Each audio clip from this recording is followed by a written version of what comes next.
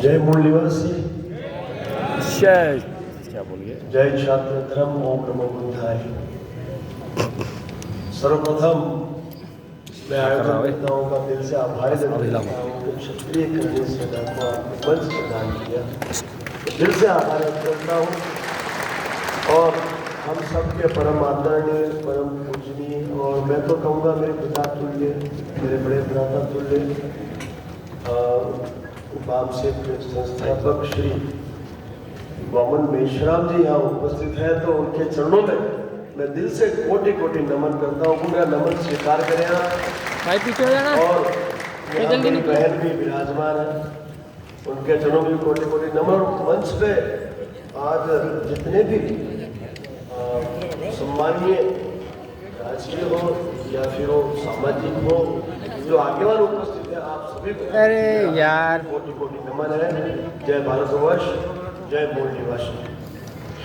दोस्तों, अब मुद्दे की बात पे मैं आता हूं। एक क्षत्रिय हूं और क्षत्रिय सदैव सबका रहा है और सबको अपनाया है। ये इतिहास गवाह है। भूतकाल में यदि हम जाते हैं तो हम सभी के महापुरुष डॉक्टर बाबा साहेब आम्बेडकर जी की यदि मैं बात करूं, हम सभी के हैं। मैं कहना चाहूंगा, बातों मत नहीं, ये हम सभी के हैं। महाप्रताप हो, पृथ्वीराज चौहान हो या फिर छत्रपति शिवाजी हो, फिर डॉक्टर हमारे बाबा साहेब आम्बेडकर साहब हो, ये सभी महापुरुष हम सभी के हैं। तो हम सभी के महापुरुष डॉक्टर बाबा साहेब आम्बेडकर जी को उच्च शिक्षा की जो व्यवस्था जिन्होंने उपलब्ध करवाई, वो भी बड़ौदा हमारे जो महाराजा गायकवाड़ साहब थे उन्होंने कराई, आप सभी जानते हो। उसके अलावा बीपी सिंह जी ने क्या किया वो भी आप जानते हो। उसके अलावा अर्जुन सिंह जी ने जो योगदान दिया वो भी आप जानते हो। सभी जानते हो कि किस तरह से हमने सदैव सभी को साथ लेकर सभी के विकास की बात, विकास का कार्य किया है। ये आप सभी से छुपा हुआ नहीं है। फिर भी हमारे बीच में इन राजनीतिक पार्टियों द्वारा बहुत बड़ी ही निंदनीय कार्रवाई करते हुए दूरियां बनाने का कार्य किया। तो मैं आपसे इतना ही निवेदन करूंगा करबद्ध के अब समय आ गया है कि साथ मिलकर इस देश के लिए कुछ किया जाए, ऐसा मेरा आप सबसे करबद्ध निवेदन है।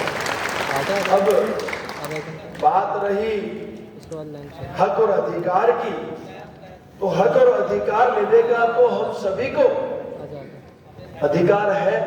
संविधान ने दिया है अधिकार, वो तो कोई छीन नहीं सकता। कोई छीन सकता है क्या लोकतंत्र में संविधान के अधिकार? आप बताइए, कोई छीनने की ताकत रखता है क्या? है किसी की ताकत छीनने की? जब बाबा साहेब आम्बेडकर जी ने इस देश का संविधान बनाया तो सोच समझ के ही बनाया होगा। इतने बड़े बुद्धिजीवी थे वो, एक इंटेलेक्चुअल व्यक्ति थे जिन्होंने इस देश के संविधान की रचना की। तो साहब सोच समझ के ही बनाया है। तो संविधान के अनुसार इस देश के प्रत्येक व्यक्तियों को इसका लाभ मिले, ये हमें सुनिश्चित करना होगा। ऐसा मैं इस मंच से और क्षत्रिय करणी सेना परिवार की ओर से ये बात आप तक पहुंचाने आया हूं। अब मैं बात करूं कि क्यों हम सबको साथ मिलकर आगे बढ़ने की आवश्यकता है, तो मैं इतना ही कहूंगा कि समय बदला है।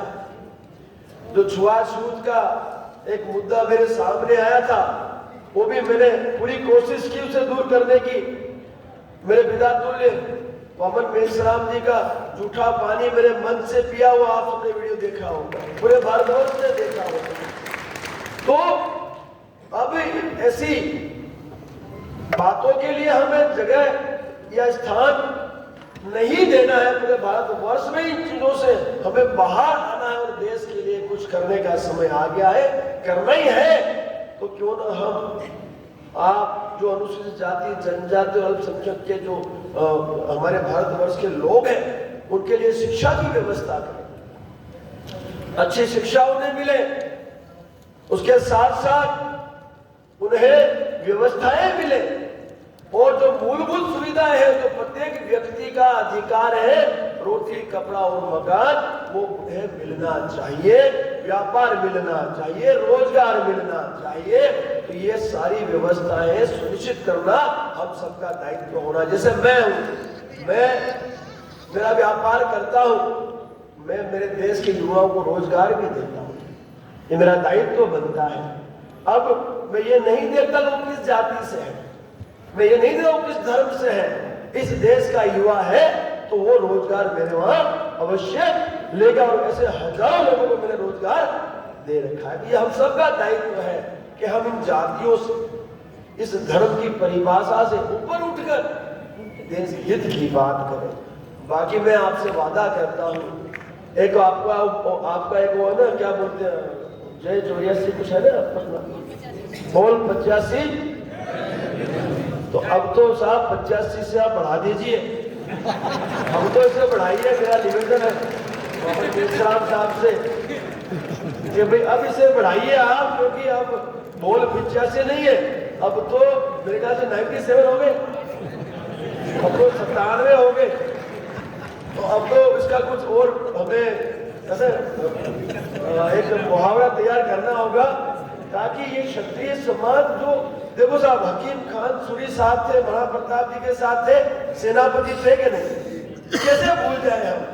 हमारे पूर्वजों ने तो सदैव आपको साथ लेकर आगे बढ़ने का कार्य किया है। आप तो किए साहब, महाराणा प्रताप जी के साथ यदि किसने जंग लड़ी तो वो हमारे आदिवासी समाज के लोग थे।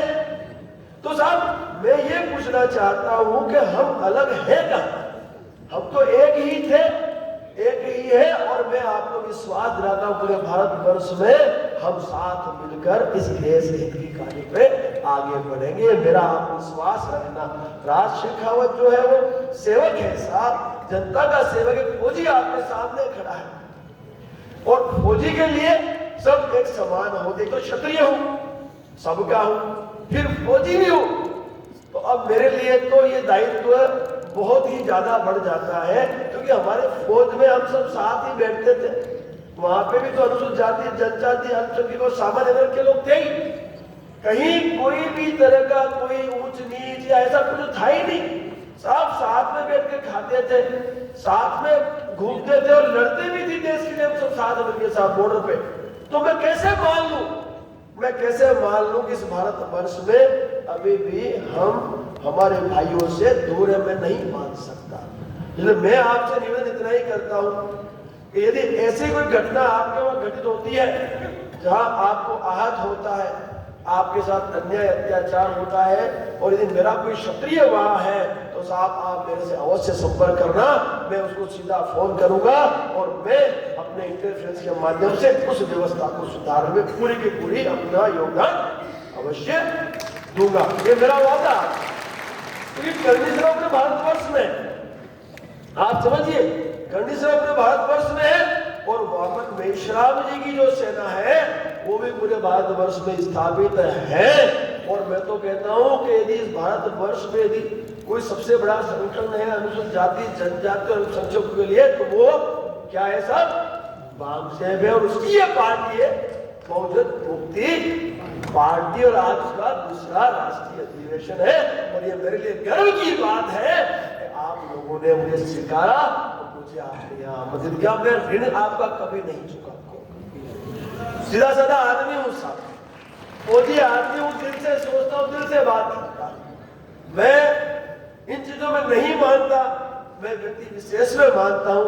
व्यक्ति व्यक्ति होता है और ये व्यक्ति जो है वो इस देश का नागरिक है, और मैं इस देश के नागरिक के लिए जान दे भी सकता हूं और जान लेने की ताकत भी रखता हूं। मैं क्षत्रिय हूं, आक्रामकता रहेगी। हमारी कार्यशैली अलग है। आपकी जो कार्यशैली है, वामन मेश्राम जी की जो कार्यशैली है, वो संवैधानिक बिल्कुल मजबूती से है। और कभी कभी हम लोग तो संविधान को हाथ में भी ले लेते हैं, लेकिन नागरिकों की रक्षा के लिए, बाकी नहीं। हम लेते हैं लेकिन किसके लिए? इस देश के जो नागरिक हैं, फिर चाहे वो अनुसूचित जाति, जनजाति, अल्पसंख्यक या सामान्य वर्ग से हो, उसकी रक्षा के लिए कभी कभी हम हथियार उठाते हैं। और हमें, क्योंकि कहा है जैसा कहा है, अहिंसा परमो धर्म, धर्म हिंसा तदेव च। ये एक गीता का शब्द है जिसे हमने पूर्ण किया है कि अहिंसा परमो धर्म है, लेकिन धर्म की रक्षा के लिए, नागरिकों की रक्षा के लिए, बहन बेटियों की रक्षा के लिए यदि हथियार उठाना पड़े तो उससे आपको निजता नहीं है। ये हम आपसे आज इस मन से कह के जा रहे हैं। बाकी साहब, हमारे पूर्वजों ने सदैव, आप सब जानते हैं जिनका नाम मैंने अभी लिया, उन पूर्वजों ने सदैव सभी को साथ में लेकर न्याय अधिकार की बात करके हमेशा अपना दायित्व का निर्वहन किया है। तो मैं इस मंच के माध्यम से आप सभी से इतना ही कहना चाहूंगा, क्योंकि आज राष्ट्र के लोग यहाँ आए हुए हैं, आज यहाँ पे राष्ट्र के लोग आए हुए हैं, राष्ट्रीय टीम आई हुई है, और जो ये बहुजन मुक्ति पार्टी है भारतवर्ष में काफी गांवों तक पहुंच चुकी है। मैं तो यही चाहूंगा कि आने वाले समय में, जैसे आरएसएस ने भाजपा बनाई हुई है, आज हरियाणा में भी जीत, भाजपा की जीत हुई है, तो उसके पीछे सबसे बड़ा योगदान आरएसएस का है। ये मीडिया भी कह रहा है, प्रिंट मीडिया भी कह रहा है। तो साहब, वो दिन दूर नहीं है जब बहुजन मुक्ति पार्टी सत्ता में होगी और उसकी मुख्य भूमिका वामन मेश्राम जी की जो संगठन है से वो सुनिश्चित करेगी। दोस्तों, ये देश सत्ता से चलता है, मैं गलत तो नहीं कह रहा, ये देश सत्ता से चलता है। तो मैं आपसे करबद्ध निवेदन करता हूं कि भाई जो अनुसूचित जाति, जनजाति, अल्पसंख्यकों के जो लोग हैं वो भी ज्यादा से ज्यादा सत्ता में अपनी भागीदारी सुनिश्चित करें, और बहुजन मुक्ति पार्टी जो स्थापित हुई है वो आपके लिए उज्जवल भविष्य का सबसे बड़ा पथ साबित होने जा रही है। क्योंकि आपके जो राष्ट्रीय अध्यक्ष जी हैं वो मैंने देखा है गुजरात में भी आए थे, और उनका समर्पण मैं देखता हूँ वो, क्योंकि मैं उनके पेज को फॉलो करता हूँ, उनकी आईडी फॉलो करता हूँ। वो महीनों भर वामन मेश्राम जी की तरह ही यात्राएं करते रहते हैं। उद्देश्य क्या? भाई एक ही उद्देश्य है कि बहुजन मुक्ति पार्टी अब सत्ता में अपनी उपस्थिति दर्ज करे। तो ये उपस्थिति दर्ज होगी कैसे? तभी होगी जब आपकी एकता हो। देखो, मैं क्षत्रियों को एक कर रहा हूं, लेकिन आपके साथ आप अनुसूचित जाति, जनजाति और अल्पसंख्यकों को एक कर रहे हो, आप हमारे साथ हो। यदि हम साथ हो गए, किसी के बाप की ताकत है कि हमें कोई नुकसान पहुंचा सके। गलत तो नहीं कह रहा। जब हम साथ मिलकर चलेंगे तो सफलता हमारे कदम चूमेगी या नहीं चूमेगी? बताइए, चूमेगी? कितने सहमत, हाथ करके बताइए लोग, कितने सहमत है इस बात से? तो साहब, मैं वही तो कहने जा रहा हूं, जब हम सभी सहमत हैं तो आप लोग लड़ क्यों रहे? हमें एकता के साथ सत्ता की बात करनी है, क्योंकि सत्ता से देश चलता है। तो युद्ध स्तर पे आपको कुछ भला करना है, आपकी जितनी भी मांगे साहब, मैंने देखा आपने मांगे, मैंने पढ़ा उसमें कई मांगे आपने रखी साहब। ये मांगे पूर्ण कहां से होगी? सत्ता से होगी, सत्ता से होगी साहब। आप मांगे किससे कर रहे हो? सत्ता से कर रहे हो। यदि आप सत्ता में वहां बैठ गए तो फिर मांग करने की आवश्यकता पड़ेगी? पड़ेगी ही नहीं। आपकी मांग अपने आप पूर्ण हो जाएगी। सही है? तो अब अगला जो कदम है, क्योंकि वामसेप इतना बड़ा संगठन होने के बावजूद भी यदि वामसेप द्वारा स्थापित एक बहुजन मुक्ति पार्टी सत्ता में स्थापित न हो तो साहब इससे बड़ी विफलता हमारे लिए कोई नहीं होगी। मेरा आपसे करबद्ध निवेदन है, यहाँ से समस्त पदाधिकारियों से, बहुजन मुक्ति पार्टी के पदाधिकारियों से, वामसेप से जो जुड़े हुए लोग हैं उनसे, कि अब जो भी चुनाव आएंगे इस भारतवर्ष में, उसमें चाहे वो सरपंच का चुनाव हो, चाहे तहसील पंचायत का चुनाव हो, चाहे विधानसभा हो, चाहे लोकसभा हो, चाहे राज्यसभा हो, हमें आप लोगों की उपस्थिति दर्ज करवानी होगी। सहमत है? मेहनत करेंगे? देखो साहब, कैडर के बिना कुछ होता नहीं, कैडर के बिना कुछ नहीं होता है। आरएसएस ने यही किया, घर घर में घुस गई और वोट तैयार किए, और वो वोट से भाजपा को जीत दिला रहे। वैसे ही मैं जो चाहता हूं कि हमारे वामसेप का जो संगठन है वो संगठन घर घर तक पहुंचे और घर घर जाके वोट तैयार करे, और भविष्य में जब भी बहुजन मुक्ति पार्टी का कोई भी उम्मीदवार खड़ा होता है तो उसे भरपूर मात्रा में मतदान कर उसे विजयी बनाए। मैं आपको विश्वास दिलाता हूँ, जहां जहां हमारा क्षत्रिय वोटर है और अपना समाज, आपके समाज से, अनुसूचित जाति जनजाति से हल्के में से कोई खड़ा होगा, वहां मतदान क्षत्रियों का मैं करवाने का आपको मैं विश्वास दिलाता हूँ। तो आप मेरी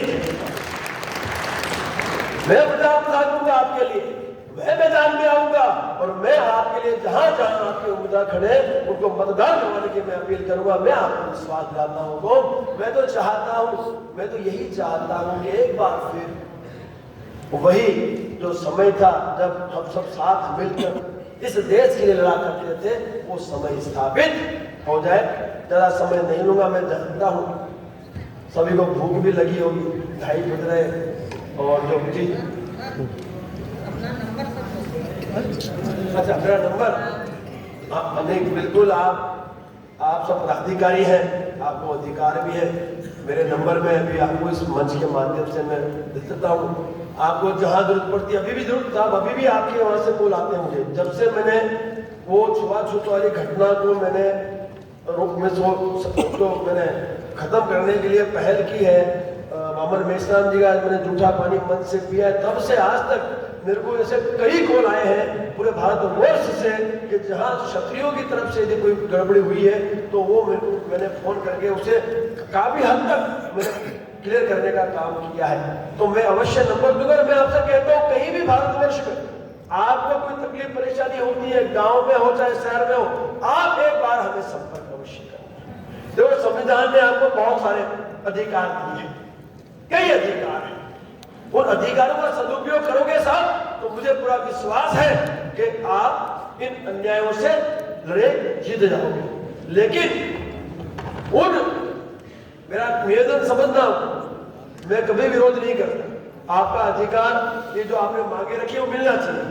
आपको जो सही लगे आप करो, क्योंकि आपके पास बहुत बड़ी थिंक टैंक पड़ी है, आपके पास अच्छे ज्ञानी लोग पड़े हैं। तो मेरा यही निवेदन है, क्षमा चाहूंगा समय ज्यादा ले लिया मैंने, कोई नहीं, मैं यहीं पे समापन करता हूं अपने इस वक्तव्य का। मेरे नंबर आप नोट कर लीजिए, नंबर 9276155439 मेरा व्यक्तिगत नंबर है। इस नंबर को आप सेव कर ले और पूरे भारतवर्ष में जहां भी आपको हमारी आवश्यकता पड़ती है आप में अवश्य याद करें 9276155439 ये मेरा व्यक्तिगत नंबर, आपसे सेव कर ले और जहां भी आपको हमारी आवश्यकता पड़ती है आप हमें याद करें। और मैं इतना ही कहूंगा कि आओ हम सब साथ मिलकर इस उज्जवल भारतवर्ष के लिए अपना योगदान सुनिश्चित करें। बहुत बहुत शुक्रिया।